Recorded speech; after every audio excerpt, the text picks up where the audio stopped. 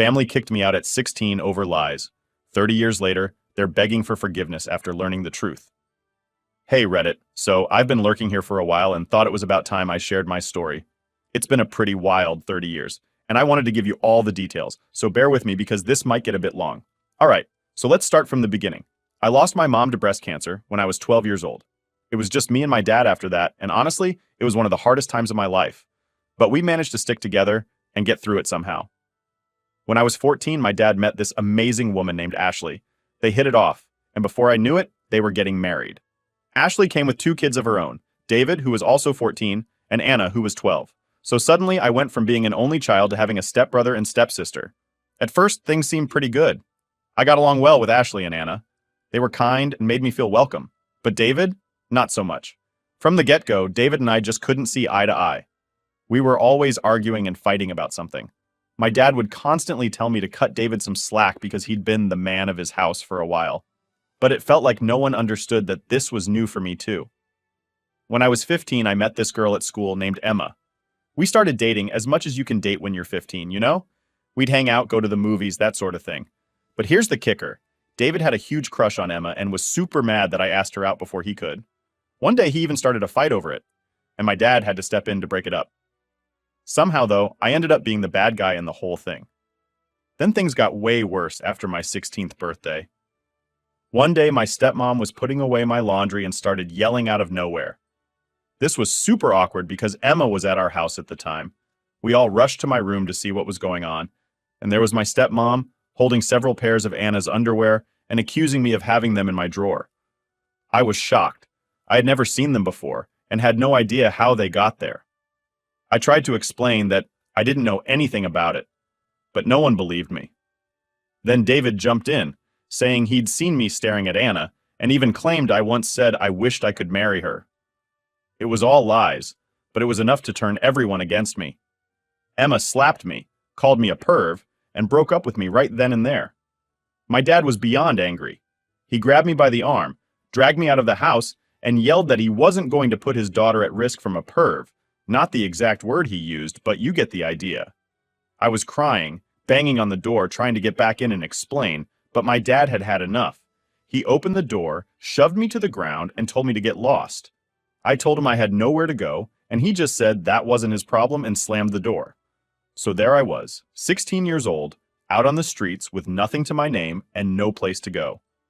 I tried calling my grandparents on my dad's side, but he had already talked to them, and they told me they wouldn't help a perv. My mom's parents had passed away before I was born, so I had no one else to turn to. I wandered around for a bit, trying to figure out what to do. I ended up sleeping in parks, behind buildings, and anywhere else I could find some shelter. It was a really rough time. I didn't have any money or food, and I was constantly scared of what might happen to me. Eventually, I found a local shelter that took me in. They helped me get back on my feet a little bit, giving me a place to sleep and some food. I started doing odd jobs here and there to make a little money. It was tough, but I managed to survive. Years went by, and I slowly started to rebuild my life. I finished high school, got a job, and eventually found a small apartment to live in. It wasn't much, but it was mine, and I was proud of how far I'd come. Even now, thinking back on those times is really hard. The betrayal from my own family, the loneliness, and the struggle to survive, it all left a deep David on me. But I also learned a lot about myself and how strong I could be. So that's my story. It's been a long and difficult journey, while I lived on the streets for 2 years, doing what I had to in order to survive. No kid should have had to do what I had to do in order to just live. Just saying, there were some really dark days. Lots of therapy later in life helped me with this. Shortly after I turned 18, I found a job working at a boxing gym, states away from where I began this horrible journey. I worked there for years, learned the sport, never going to beat Mike Tyson, but was good at the sport, which helped me with my hate and anger. Then one day I met a new girl, Liam, 20 female, at the cafe down the street from the gym. At this point, I was 35. I know huge age gap, but we just clicked. I don't believe in fate or soulmates or any of that stuff like that. But if there is such a thing, we had it. I don't know how else to put it. We dated for 2 years and then got married. Her dad was an electrician and hired me on afterwards. I think mostly to know I would be able to support his daughter and know I was doing right by her, but also in case he needed to keep me in check. He never said this, but as a dad, I get it now. Well, 15 years later, we are still together with 4 beautiful daughters. I just passed my master's license as an electrician. Thanks to my wife for pushing me to get my GED. She's been my rock, my cheerleader, my overall support through this all. And I can't tell her enough how much she changed my life and how much I love her. Anyways, sorry for the tangent. So, just this last weekend, I received an email from my stepsister. Not sure how she got my email address, but I know it isn't hard via the internet. Not like I've been hiding. Mind you, I'm now pushing 53, so it's been 30 plus years since I've heard from any of them. It was a long, long email. Not going to give you all of it, but the meat of it is they now know what really happened. David, I guess, was busy drinking with his buddies on Friday, and somehow my name was mentioned. David, I guess, started bragging how he set me up and took my girl. Yep, David and Emma got together married all those years ago. They were all laughing, hoping I died on the streets. Bunch of rude and vile stuff. Guess he forgot Emma was there, and she heard it all. So she called my stepsister to let her know. And so Anna spent all weekend trying to find me. Like I said, the email was long short of it is they want to apologize face to face, although it was already said in the email multiple times and want to make up for lost time. I'm however indifferent to the idea, like I have no ill feelings towards her. She obviously was young and had no real say in the matter, but with lots and lots of therapy, I learned to let go of that hate and anger and to let go of them as well. With all the love I received from my wife, kids, and in-laws. It's all I really need of the idea of just deleting the email and moving on like nothing happened. My wife thinks I should at least respond back, even if to say something snarky like, "Thanks for finally believing me, only took over 30 years. Did I mention my wife has a mean petty streak to her? LOL, she's awesome. Not asking for advice. Just wanted to share my story. There is a boxing quote that I have up in my house that reminds me every day to see a man beaten not by a better man, but by himself is a tragedy. Edited pushing 52, 53 because apparently people are getting hung up on my age because, if it's not perfect. Yes, that's it for you. Update 1. First, I want to thank everyone for their kind words and advice. I wasn't looking for advice, just wanted a place to share my story to those that gave me credit for overcoming everything. Thank you. However, the wife thinks she deserves most of it, LOL. And in all honesty, she does. To those that think this is fake, it's Reddit. I get it. It is what it is. Most things have to be taken with a grain of salt. I shared my story. I can't make you believe me, but that's okay. And my story resonates and helps others know they can survive, then I'm happy with that. And that's all that matters. Okay, for the update, can I post most of the original email as a lot of you have requested? Kept out some deep personal info, but majority of it is there. Might have to break it up due to character limits, plus a response with the help of my wife, and also the help of others who made suggestions. Which is good because I'm not that great at putting down in words how I feel without coming off looking dumb. She was able to make me sound less dumb, LOL. Taking the family to the lake for the weekend to recharge and leave this all behind me. Thanks again to everyone. Edit. Dear Opie, this is your sister Anna. As I sit down to finally reach out to you after what feels like an eternity, I would like to explain why I understand if you choose not to read this, but I truly hope you will take the time to at least hear me out. First of all, I want to apologize for never taking the time to contact you. Before I was misled by David and Dad, who constantly painted a negative picture of you in my mind. They filled my head and heart with lies, and made me believe that you were someone you were not. For a while, I held on to hope that you would come back home. But as time passed, and their words continued to poison my thoughts, I let go of that hope, and allowed myself to believe the worst about you. It pains me to admit that I even started to hate you, despite the fact that deep down, I always considered you a brother to me. I felt betrayed by the twisted image that was presented to me, and I regret not reaching out to hear your side of the story sooner. A lot has changed in our family since you left. I got married, and now you're an uncle. Mom and Dad are still together and are preparing for retirement. David and Emma eventually got married and they have no children. However, the truth that has recently come to light has shaken the very foundation of everything I thought I knew. On Friday, Emma overheard David boasting about how he orchestrated the setup against you, how he manipulated the situation to make you look bad, and how he convinced us to turn against you to his friends as they all got drunk. They laughed about the pain he caused you and the lies he spread, all while belittling you in the cruelest and meanest ways possible, saying things like, "They hope you died in the streets." Emma couldn't keep this bombshell to herself, and when she confided in me, my world came crashing down. To think that I could have been so wrong about you for all these years is a heavy burden to bear. I can't begin to express how deeply sorry I am, as is Emma. We both realize now the extent of the manipulation and deceit that was carried out against you, and we are devastated by this fact. After sharing this revelation with Mom and Dad started crying, like really crying. I'd never seen him cry before. I believe it because he has been carrying around a lot of guilt all these years. Obviously now, knowing the truth, he is now having to deal with the consequences of his actions. However, after several hours of talking, we all came to the conclusion that we needed to find you and make amends. I have spent hours trying to locate you in the hopes that I could reach out and extend a heartfelt apology for the years of misunderstanding and mistreatment and hurt.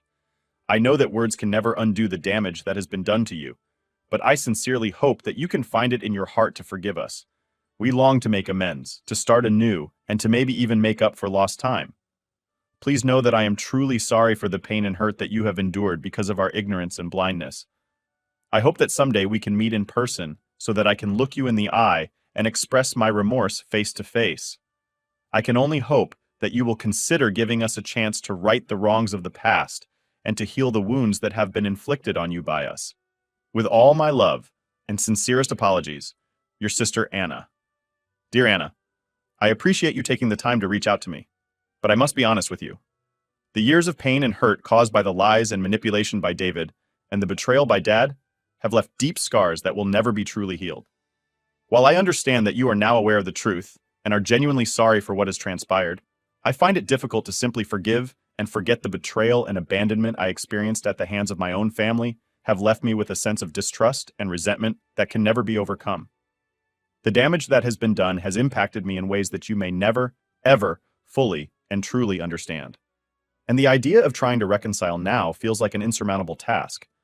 I have spent years in therapy trying to come to terms with the pain and deep trauma I endured, and I have worked hard to build a wonderful life for myself that does not rely on the presence or approval of those who turn their backs on me.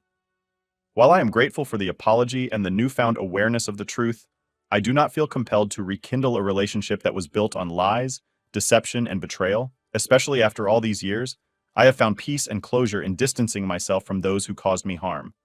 And I do not see the need to reopen old wounds in the name of reconciliation. While I believe in the power of forgiveness, that isn't something I can give. I wish you all the best in your life. I really do. But I must prioritize my emotional health and self-preservation above all else. I hope you can respect my decision and understand that the wounds of the past will take a lifetime to heal. I would appreciate if you pass this fact on to the others. And please don't reach out again. I must look to my future and not my past. Sincerely, OP Update 2. Hey Reddit, strap in folks, because I've got an update that's basically a season finale level twist in the saga of my life. Life's been throwing punches, and just when I thought I had my footing, the ground shifted again. Big time. Let's break it all down, and trust me, you might want to grab a coffee because this is a long one. First things first, I got a call last week that stopped me in my tracks. A hospital call about my dad. He's seriously ill, and the doctors were talking in terms of not much time left. That news alone was a lot to handle, but life had more in store. Almost simultaneously, I found out that my stepbrother David has been disowned by my dad. Yep, the plot thickens. Apparently, after years of bad decisions and escalating behavior, my dad reached his breaking point. But here's where it gets even juicier. Emma, remember her? The girl both David and I dated way back when? Well, she left him. And she didn't just walk away quietly. She dropped some truth bombs on her way out that have seriously shaken the foundations of what I thought I knew. During their final blowout, Emma said David bragged about how he manipulated the whole situation that led to my teenage years falling apart. The accusations, the lies, everything. He thought he was impressing her with his control and cunning, not realizing it would backfire. Emma was horrified, and once they split, she felt I deserved to know the truth after all these years. So, there I was, dealing with my dad's illness, and hearing that my life was turned upside down all those years ago based on a twisted power play by David. It was vindicating and infuriating all at once. All the pain, the struggles, the lost years because of petty jealousy and lies. With all this swirling in my head, I still had to face the reality of seeing my dad, possibly for the last time. I wrestled with a storm of emotions. Anger, hurt, a weird sense of duty, and yeah, love. It's complicated. I decided to go see him. I needed closure, and maybe, just maybe, there was a part of me that needed to know if there was anything salvageable between us. Sitting by his hospital bed was surreal. He looked so frail, so different from the imposing figure of my youth. He apologized, actually apologized, said he'd found out too late about all of David's lies and was eaten up with guilt. We talked a lot, cried a bit, and it felt like we were tearing down some massive walls. It wasn't neat or tidy, but it was real. A raw, painful step towards something that might look a bit like healing. After that hospital visit, I've been doing a lot of thinking. What does forgiveness look like? Is it even possible? And what about the rest of my family? There's a lot to unpack. Emma reaching out and being honest was a big deal, and it's changed how I see many things. I'm grappling with how or if I want to reconnect with any part of my past, including her. As for my daily life, I've been trying to keep things normal, focus on work, my own family, and a bit of self-care. But man, it's tough. It's like trying to stay steady in quicksand. So here's where I turn to you guys again. How do you handle revelations that shake everything you believed about your past? How do you deal with the emotions of potentially losing a parent, complicated as your relationship might be? Any advice on managing these heavy, messy feelings would be massively appreciated. Thanks for letting me spill all this. Sometimes just typing it out helps put things into perspective. I'll keep you updated as I navigate through these choppy waters. Here's to hoping for some peace, or at least a little less drama, in the near future. Update 3. Hey Reddit, here I am again, with another slice of life update. And trust me when I say, it's been an absolute whirlwind. Just when I think I might catch a break, life says, hold my beer, and throws another curveball my way. So grab a comfy seat and maybe a snack, because this is going to be a long one. Let's start with the heaviest part. My dad passed away. After my last update, his condition worsened rapidly, and soon after, he was gone. The mix of emotions has been overwhelming: grief, relief, unresolved anger, and a strange sense of liberation all tangled together. It's like walking through a fog where you can't see a foot in front of you, but can feel everything intensely. The funeral was something else. It brought together family members I hadn't seen in decades, each of us with our own complicated feelings about my dad. The air was thick with a cocktail of sorrow, regret, and the awkwardness of rekindling conversations with relatives who were practically strangers now. At the wake, amidst the quiet murmurs and the clinking of coffee cups, I found myself locked in surprisingly heartfelt conversations. First, there was Anna, my stepsister, who seemed just as nervous about talking to me as I was about talking to her. We ended up stepping outside, standing under the bleak sky, and pouring out our feelings and frustrations about the past years. It felt like lancing a wound, painful but necessary, and in some ways healing. Then there was Emma. Her appearance was a shock. She looked so different, yet so familiar. We barely spoke at the funeral, just a few awkward glances. But a few days later, she reached out asking to meet. I was hesitant but curious. Over a long coffee that went cold too soon, she told me everything. How David had twisted things, how she'd been manipulated, and how sorry she was for everything that had happened. It was a lot to process. We parted with a tentative agreement to try and move past our history, though what that means, I'm still figuring out. These past weeks have forced me to confront my feelings about forgiveness. It's one thing to forgive someone who's no longer here, like my dad. It's an abstract kind of peace. But forgiving those who are still alive, who can still hurt you or ask for forgiveness, that's a whole different ballgame. I've started journaling again, something I hadn't done in years. It's become my nightly ritual, a way to debrief myself on the day's thoughts and happenings. It's surprising how much you can learn about yourself just by writing down your thoughts. Looking forward, I'm cautiously optimistic. I've decided to take small steps towards rebuilding some kind of relationship with Anna, and maybe even Emma. It's not about picking up where we left off, too much has changed for that, but maybe building something new on the ruins of the past. I'm also seriously considering starting therapy. I've realized that some wounds are just too deep to heal on their own, and maybe it's time to get some professional help to sort through this maze of emotions. So here I am, asking for your wisdom once again.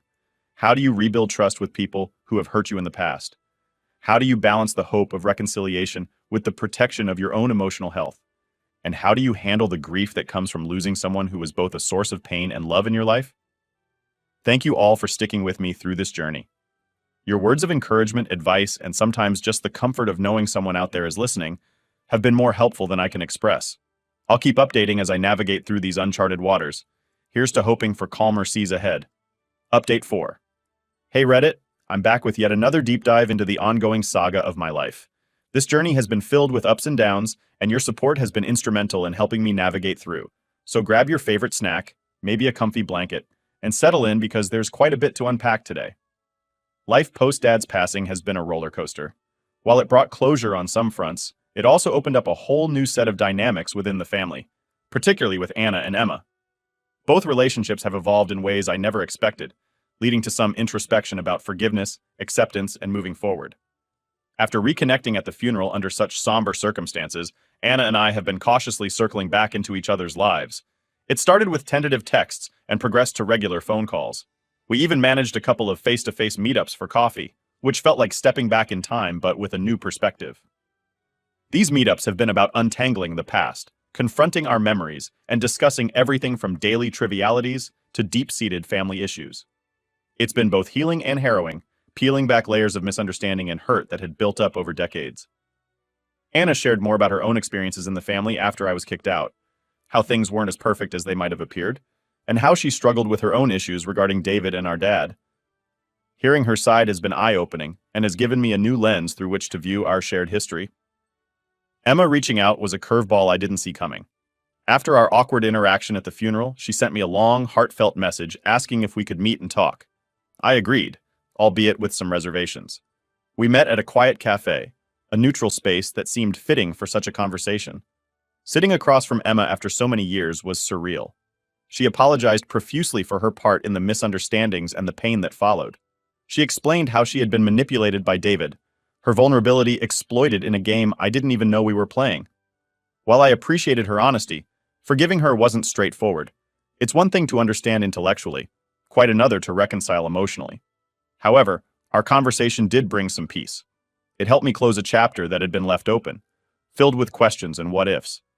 We parted ways with a mutual understanding that while the past couldn't be changed, acknowledging it could help us both heal and move forward. On a personal note, I've started seeing a therapist to help navigate my feelings about all these developments. The sessions have been incredibly valuable, providing me with tools to process grief, handle complex family dynamics, and forge a path toward healing. Therapy has also encouraged me to explore my own needs and boundaries, ensuring I don't lose myself as I reconnect with these parts of my past. Looking ahead, I'm cautiously optimistic. I'm learning that relationships can be rebuilt, even from the most fractured foundations, but they require work, patience, and a lot of understanding. As I continue to rebuild these bridges, I'm also keenly aware of the need to protect my emotional well-being. As I venture further into this journey of reconciliation and healing, I'd love to hear your thoughts on navigating complex family relationships. How do you maintain boundaries while opening up old wounds? How do you ensure that forgiveness doesn't compromise your well-being? Thank you again for all your support. Your advice and kindness have been a beacon during some of my darkest days. I'll keep you updated as this story unfolds. And here's to hoping for more healing and fewer storms. Update 5. Hello Reddit, here I am, back at it with another update from the soap opera that is my life. Thanks a bunch for sticking with me and dishing out all those nuggets of wisdom. They've been a lifesaver, literally. Grab your favorite snack because this update's a doozy and there's a lot to unpack. Life has been, well, a lot. Between rekindling old relationships and dodging emotional landmines, it feels like I've been running an emotional marathon. Let's dive into the latest chapters of this saga. My relationship with Anna has taken on a life of its own. We've gone from cautiously circling around each other to genuinely rebuilding the sibling bond we lost so many years ago. It's been a ride, sometimes bumpy, but mostly good. We've been hanging out more, having those long, deep conversations that you can only have with someone who really gets it, who's been through the trenches with you. Recently, Anna hosted a family dinner and invited me over. Yeah, stepping into that house after so many years was like walking into a time capsule. But this time, it felt different, more welcoming, like I was stepping into a new chapter rather than revisiting an old one. We laughed, we reminisced, and for a few hours it felt like the past had been just a bad dream. It was healing, in a way I hadn't expected. Now, onto the more tangled bits. Emma and I have been trying to find some sort of closure or new beginning, but man, it's been tough. After our initial catch-up, which felt promising, things got a bit rocky. We met up again to try and untangle some of the emotional knots from our past. Let's just say it didn't go as planned. Turns out, old wounds don't always heal cleanly, and sometimes they start to itch. We ended up reopening some old arguments, and all those unresolved feelings came flooding back. It was raw and a little bitter. We decided that maybe some relationships are better left in the past, or at least need more time to figure out what they're supposed to be now. We're on a break, giving each other space to breathe and figure things out. Therapy has been my lifeline through all this. It's one thing to navigate complex family dynamics, but it's another to do it while keeping your own mental health in check. My therapist has been fantastic, helping me explore my feelings about forgiveness, change, and what it means to move forward. We've been talking a lot about the idea that healing doesn't always mean going back to how things were. Sometimes it means creating something new, something hopefully better.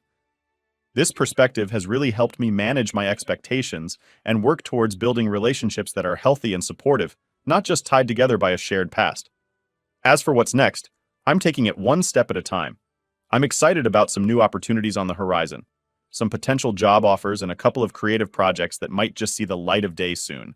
I'm also focusing on enjoying the now, spending time with people who uplift me, diving back into hobbies I love, and maybe, just maybe, starting to date again. I'd love to hear from you guys. How do you handle when old relationships don't pan out the way you hoped? How do you keep moving forward when the past keeps pulling you back? Any tips on managing the delicate balance of hope and realism would be super appreciated. Thanks again for all the love and support. It really does help, more than you know. I'll keep you updated as things evolve, and who knows, maybe the next update will have some good news. Here's to hoping for smoother sailing ahead. Cheers!